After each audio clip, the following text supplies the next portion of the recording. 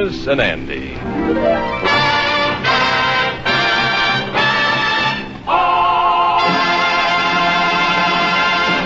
Well, the impossible has happened in the Stevens household. George Kingfish Stevens got a job.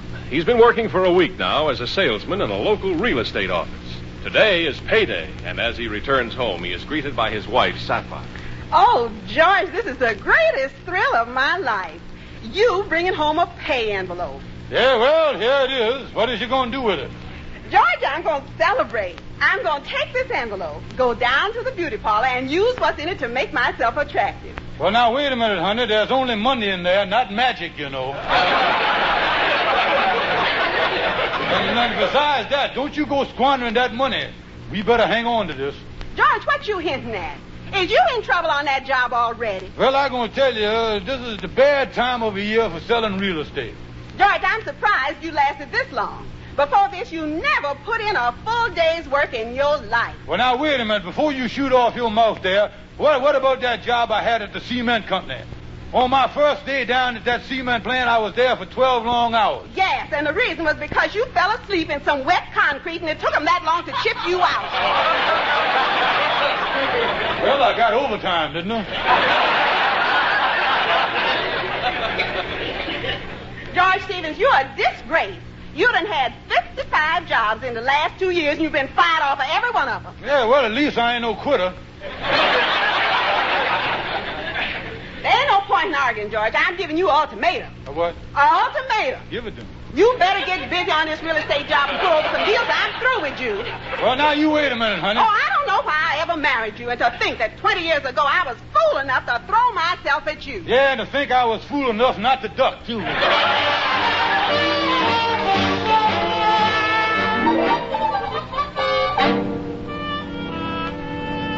Oh, come in, Kingfish. Hiya there, Henry. Say, there's a nasty rumor going around town that you was going to work. Well, that's right, Henry. Hiya's working in the real estate office. Well, tell me, Kingfish, did Sapphire force you to go to work, or did you take the job on account of your own violation?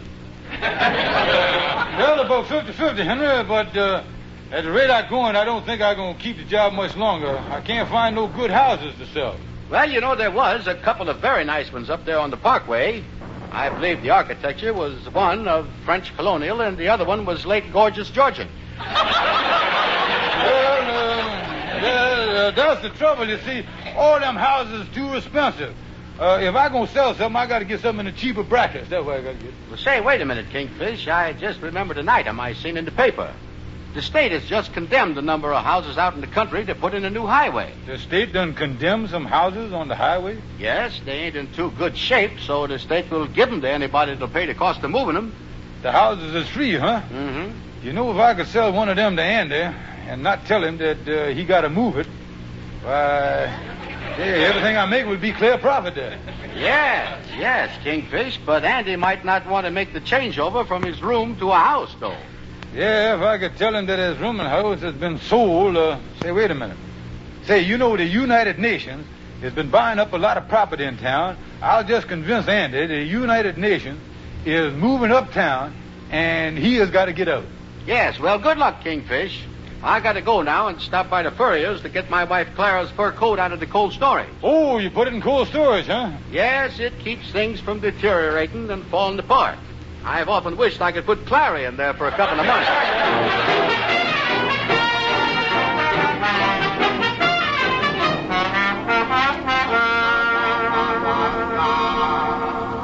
Well, here's Andy's room. I hope this United Nations stuff works.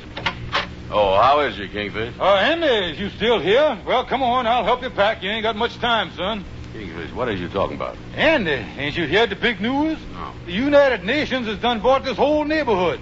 They're moving their whole UN headquarters up here. Lock, stock, and delegates. Yeah? Well, when did this happen? Oh, it was announced on the wireless this morning by that famous English statesman, Churchill Downs. It was broadcast right from the steps of the British Kremlin.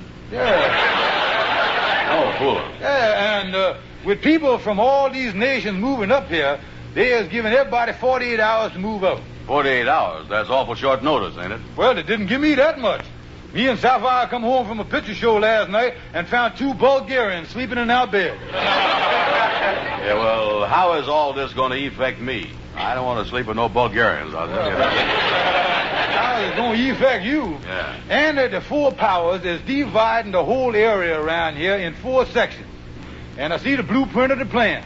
It's going to be just like Berlin, and the boundary line for the whole thing is going to run right through your room. It is, huh? Yeah. And by the time the UN gets through dividing up, your bathroom is going to be behind the Iron Curtain. Well, that's bad, ain't it? Yeah, well, might be a little inconvenient when you get up in the morning. You might have to show your passport before you can brush your teeth. You know? Not only that, Andy, but on account of the Russians, they're going to have to fly your food in here by airlift, you know. You got to eat it. Oh, me, this is a mess. But look, Kingfish, I still don't understand what this UN needs so much room for. What is this UN bunch trying to do anyway? Well, the UN is trying to establish world peace, that's what. What do you think they've been fighting and squabbling for the past 4 years? Peace and brotherly love. Yeah? Well, what about the Russians? Is they after peace, too? Oh, the Russians is really after it, Andy. They are so determined to have peace that they is liable to shoot 10 or 20 million people just to get it. Now, in the nutshell of the thing, Andy, is you better move out of this neighborhood. Yeah, I was really in bad trouble, all right. Only thing is, if I got to get out of here, I don't know where I could move to. Ha, ha, ha, ha. Now, there's a funny thing that you should mention that, Andy. Maybe I can help you, brother. It just so happens that I being in the real estate business here, I just got a place for you that's for sale. A nice 6-room house for only $500. $500? Mm-hmm. Listen, all over the country they're selling houses for $10,000 and $15,000. How come I gets one at such a cheap price? 'Cause you ain't a veteran, Henry.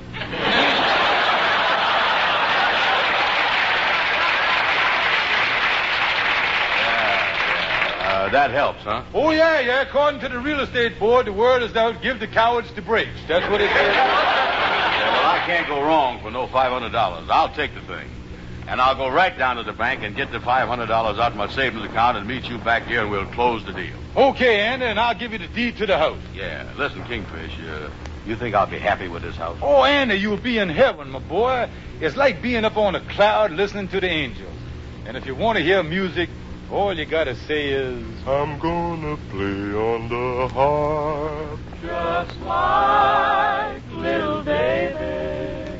Play it pretty just like he did. Little David, play on your harp, hallelujah. Hallelujah. Little David, play on your harp, hallelujah. Little David, play on your harp, hallelujah. Hallelujah. Little David, play on your harp, hallelujah. Little David was a shepherd boy. He killed Goliath and shouted for joy. Little David, play on your harp, hallelujah. Hallelujah. Little David, play on your harp, hallelujah. Play on your harp, hallelujah. Little David, play on your harp. David, play your harp.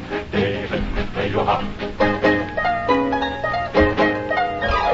David, slay the harp. Kill it like you did Goliath. Little David was a shepherd boy. He killed Goliath and he shouted for joy.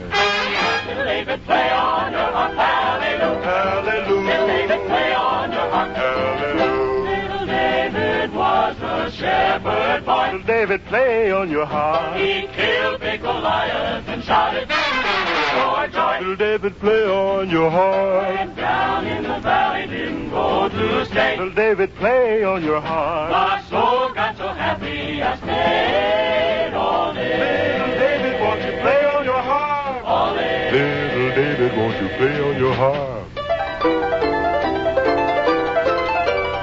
Play on your harp all day.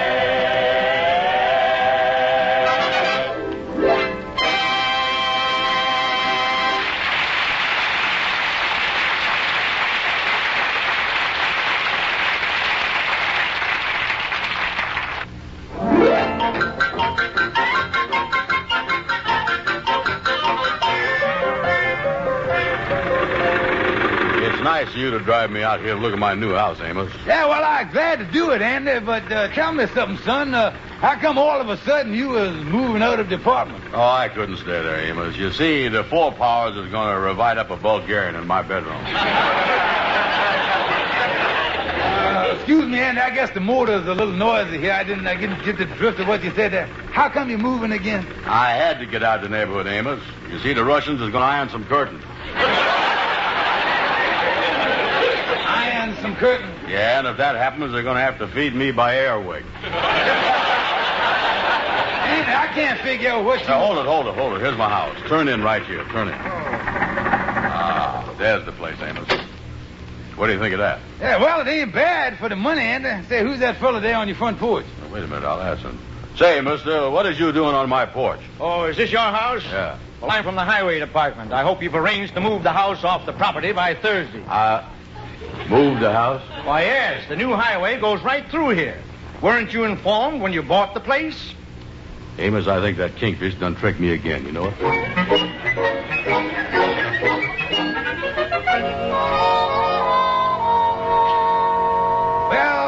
Well, $500, that ain't a bad day's work.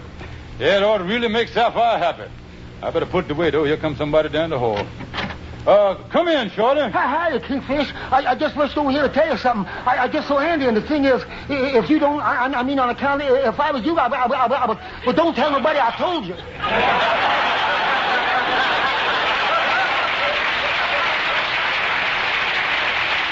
Well, now, wait a minute, sir. Now, listen, calm down, Shorty, and tell me, what is you talking about? Now, listen, I just so handy, and boy, if he mad about you something in my house without no lie, he really gonna beat you up. Oh, me, and I was allergic to that fighting stuff, too. Listen, Kingfish, every man who's a man has got to fight sometime. Well, I remember only last month I had an argument with a great big fella. Oh, he weighed 210 pounds. And was I afraid? No. I said to him, meet me down at the gymnasium this afternoon. I'm going to put on the gloves. I'll beat you to a pulp. And be down there at 4 o'clock sharp, and I'll knock you from one end of that gym to the other. That's what I said. Yeah, well, what happened, Shorty? I don't know. I didn't show up. Now, wait a minute, Shorty. Look here. I think I know how to get out of this mess with Andy. I know where there's a little lot out in the country that I can get for $75. I got it listed right here. Now, look here. I'll give him the lot, and he can move the house on that. And I'll still make a nice profit out of the deal. $75. That's pretty cheap. This last summer when I was up in the country, I paid $700 for 3 acres. Yeah, well, you did, huh? The farmers around there told me it was grazing land or something. They said the grass on there was nourishing and healthy and nutritious. They said it was wonderful grass. I sold the property after 2 weeks, though. Yeah, well, why'd you sell it, Shorty? Every time I ate the stuff, it made me sick.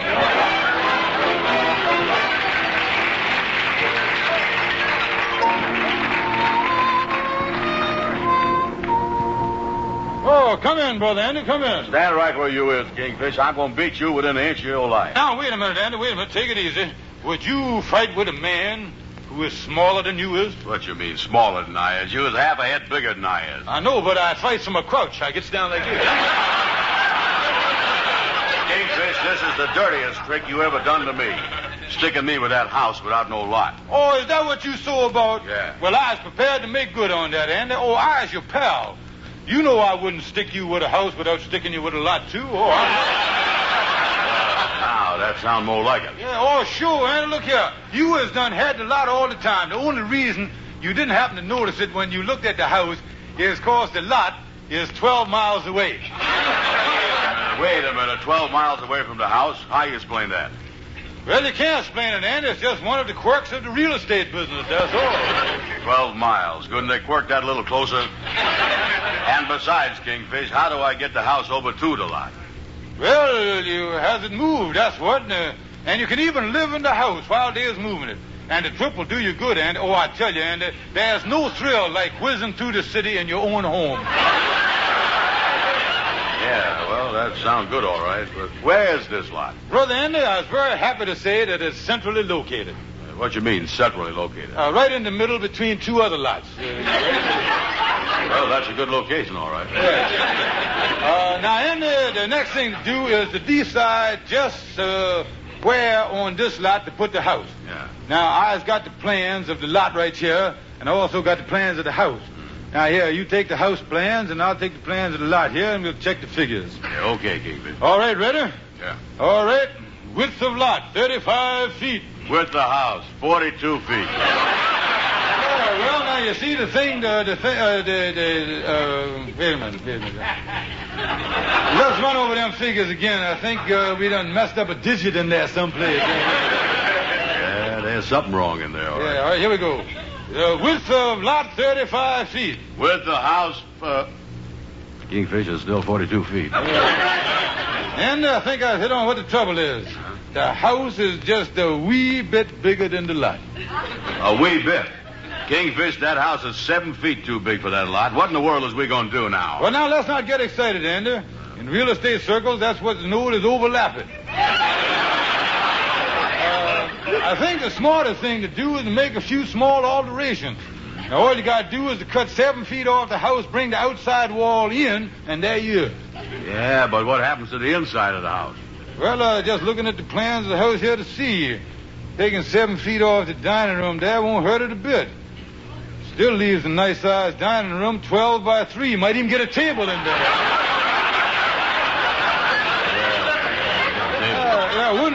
Wouldn't hurt you to take off the kitchen neither. All you lose is the sink, refrigerator, and the stove. Yeah. Let's look at the upstairs plan. Yeah, get upstairs. Yeah, well, now, taking 7 feet off the bathroom might make it a little inconvenient for you there. How's that?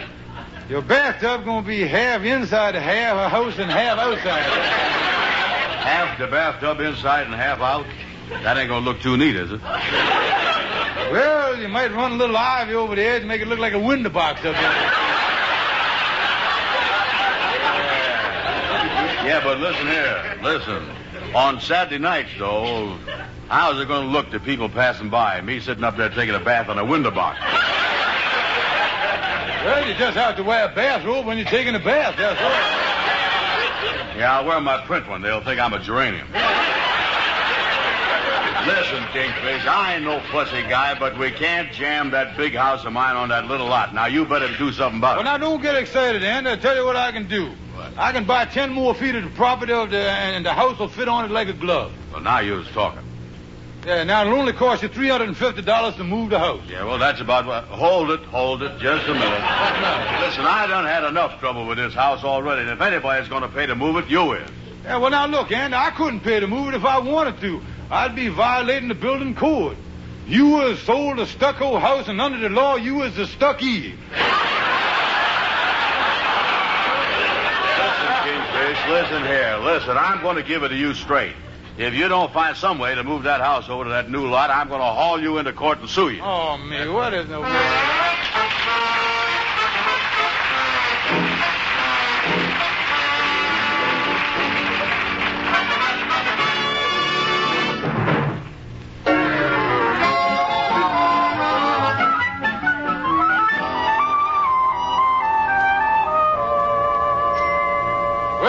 Come in, Stonewall. Hi, King. Yeah, what kept you, Stonewall? I've been waiting here for 2 hours to discuss something with you. Now, I've been over to court waiting to see how a case come out. See, a friend of mine was accused of counterfeiting, that's making counterfeiting money. I know that man wasn't no counterfeiter. He was honest as the day is long. I wanted to handle the case for him, but I just didn't have the time. Oh, you didn't, huh? No, but he wasn't worried. No, he told me he'd handle his own defense. And by gosh, you know he got out of that unjust counterfeit charge? How'd you get out? He slipped the judge $2 million. Yeah, well, here's my situation, Stonewall. You know there were some houses up on the east-west highway that the state was giving away free to anybody to move them. Yeah, I heard about that. Yeah, well, I done took one of them houses without a lot, and I sold it to Andy for $500. Kingfish, you didn't do a thing like that to Andy. Oh, that makes me mad. It infuriates me. Huh? Yeah. Why couldn't I have thought of that? Yeah, now, the thing I got to figure out, Stonewall, is how to get that house moved for nothing. Yeah. Well, let's see here now. Hey, why don't you tell the state that the house is a historical monument? Then they might move it free of charge to preserve it. Well, I couldn't tell them that because the house was only built in 1920, so what is it going to do? You know, Kingfish, The thing to do is to look at this in the spirit of legal jurisprudence. In other words, I say that the procedure we must follow is the old principle of veritas omnia ipso facto. What does that mean? Lie like a fool, man.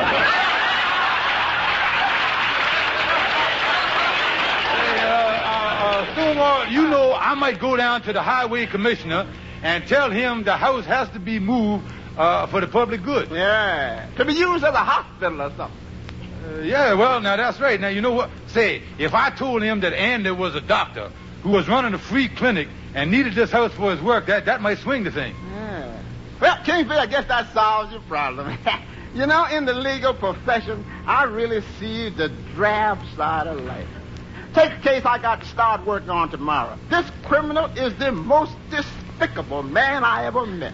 He has spent his whole life jipping and cheating widows and poor helpless people. It makes me sick just to think about it. Well, if he feels that way, why don't you drop the case? I would, but I hate to turn against my own father.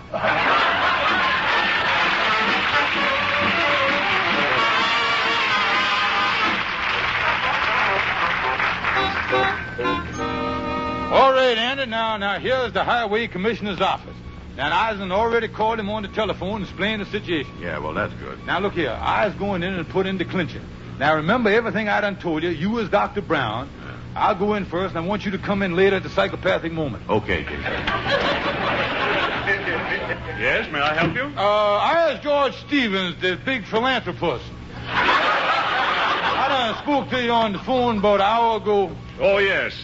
Now, what's all that you told me about wanting us to move a house in the interest of public welfare? Oh, yeah, well, to make a free medical clinic out of the thing. You see, I would gladly pay for the moving of the house myself, because I've always been a benefactor to these worthy causes.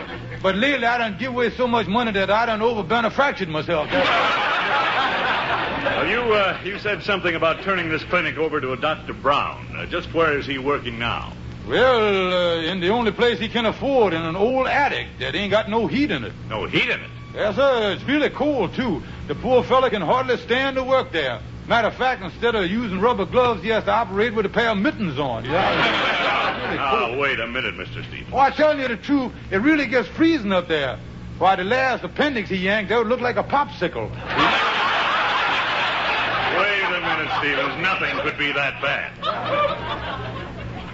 Yeah, well, I'm telling you, the only heat he's had up there for the last week was one of the patients had a fever of 106.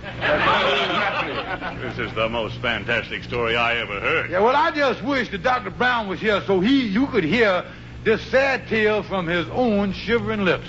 I said from his own shivering lips. Come in. Well, what a coincidence. If it ain't the world-renowned Dr. Brown. How is you, Mr. Stevens? Can you let me have 2 bits? What is the trouble, Dr. Brown? Well, I've been operating all week, and I just ran out of catgut this morning. You ran out of catgut? Yeah, and I got 2 more operations to go. 2 big dectomies. 1 tonsillectomy and just a plain dectomy, too. Well, what in the world is you going to do, Dr. Brown? Well, if I don't get no catgut, I'm going to have to stick them fellas together with Scotch tape. And I got some more bad news for you, Mr. Stevens. Yesterday, I got evicted out of that attic where I've been working. Oh, that is terrible, Dr. Brown. How is you going to carry on your great work? Well, it's going to be tough, all right. For instance, last night, I was walking along the street, and all of a sudden, a fella come up to me screaming. I give him a quick examination and discovered he needed his gallstones took out right away. Well, where did you perform this serious operation, Doctor? Had to take him to a motel. Motel,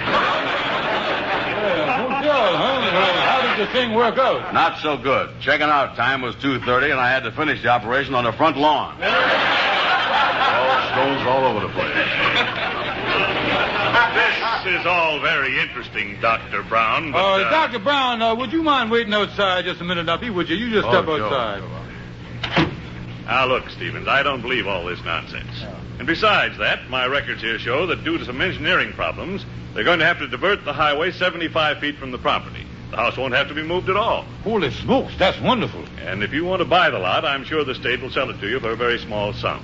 Now, will you excuse me? I'm very busy. Yes, sir. Just 75 feet from the highway. Let me think. If I could get a hold of that place myself, I could turn it into a little road stand and a gas station and make a fortune. I hope Andy's still waiting for me.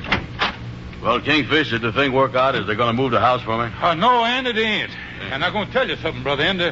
My conscience has been nibbling on me about this whole deal. It is, huh? Yeah, and I tell you what I'm going to do, Andy. I was going to give you back your $500 and take this whole mess off your hands. Oh, that's great. Kingfish, you was a pal. Yeah, put it there.